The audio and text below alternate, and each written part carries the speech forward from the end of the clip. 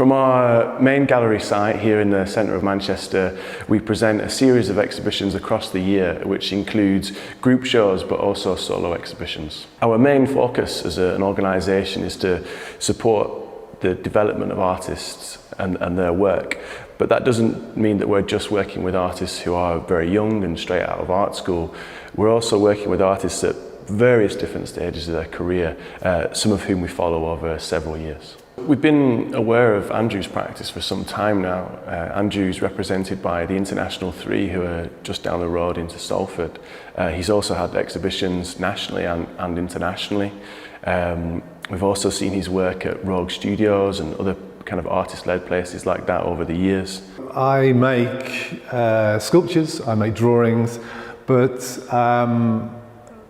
probably the main sort of area of my practice is animation. In the late 90s, it was quite a significant thing for me to move into animation. And I started doing that not because it's such an amazing sort of process, which it is, it's kind of fantastic and magical. But at the time I felt that my practice was sort of very much under the shadow of other artists, and I felt that I had nowhere else to go, and animation was the kind of way out of that. And the reason why I say that is because I think as an artist you have ideas and you act on them, and that's very positive, but sometimes through kind of negative influences on your practice you can move forward as well, and I would probably say that's been more of an influence on me than the positive. My animations have stop frame animation in them. Some of them are purely stop frame animation. Some of them are a mixture of rotoscoping and stop frame animation. I do the film, I go back and look at it, I look at the things that I like about what I've done and try and repeat those and try and change the thing I've done. So I do that over and over and over again. Some of the films here took a long time in making, a lot of climbing over fences, climbing over things to sort of get this film right. But I think that's a really important part of my work, is this: when I'm working, sometimes all I want to do is get going and get drawing, and I'll sit there and I will draw and I will draw, and I will, 3 hours will pass and I've done 60 drawings. But other times I'm really forcing myself to work.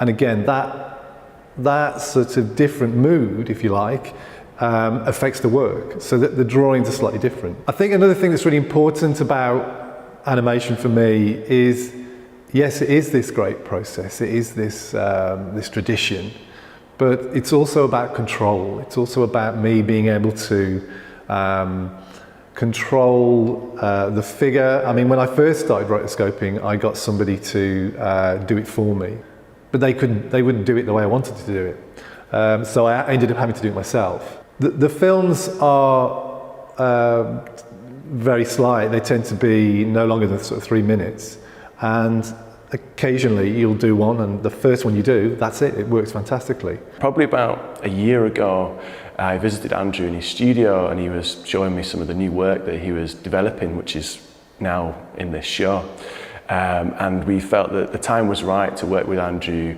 on a solo show here at the gallery. For the show at the Castlefield, I have got 5 animations, 2 of which have been made, been finished this year, specifically for this show. The piece behind me is a kind of a dual stream sort of projection called Hammock. There's another one upstairs which is called Relentless, which is a full wall projection. The other 2 have been made in the last sort of 2 years, 2-3 years, and another one which is, I think I made it in 2009. But I've sort of edited it and sort of really simplified it really for this exhibition. Many of Andrew's drawings begin with him filming himself, usually alone in his studio, tied to a chair or stumbling down a hillside in the Lake District.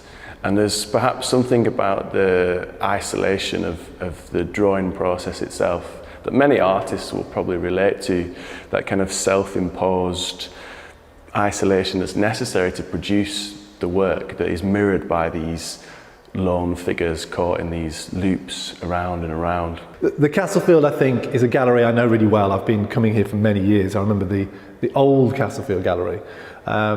But I think when you actually get in here, it it's a fantastic space, it's an interesting space, but it is slightly kind of strange in terms of its levels and in terms of the quality of it. When I actually came to do the install, I had my sort of vague sort of ideas about how it was going to be put together, but working with Matthew Pendergast, the curator here, I found that his sort of take on how to present some of the works, such as Comfort Falls, which is just simply put on some old bricks, but they're perfect old bricks.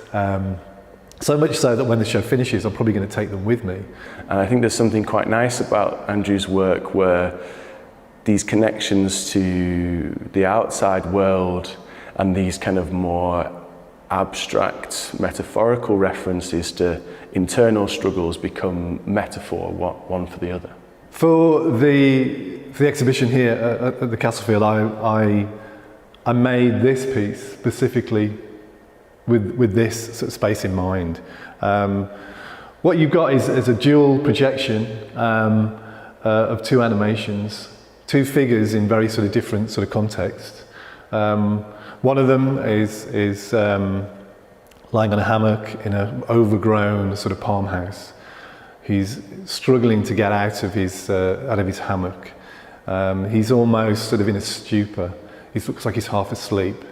The second animation is of a man who appears intermittently and climbs over a fence. Both figures have their faces covered. You can't see who they are.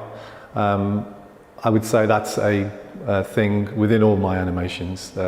Whenever I do a figure, the figure is either half covered or you'd only see part of the figure. In one of my early animations, the figure had no head. So that's kind of an important part of the work I'm doing. There's no doubt there's a kind of socio sort of political context with that, which is evident in the work and is evident around us. It's not something I particularly want to talk about, because I think when the viewers come in and start looking at it, they'll make those connections anyway.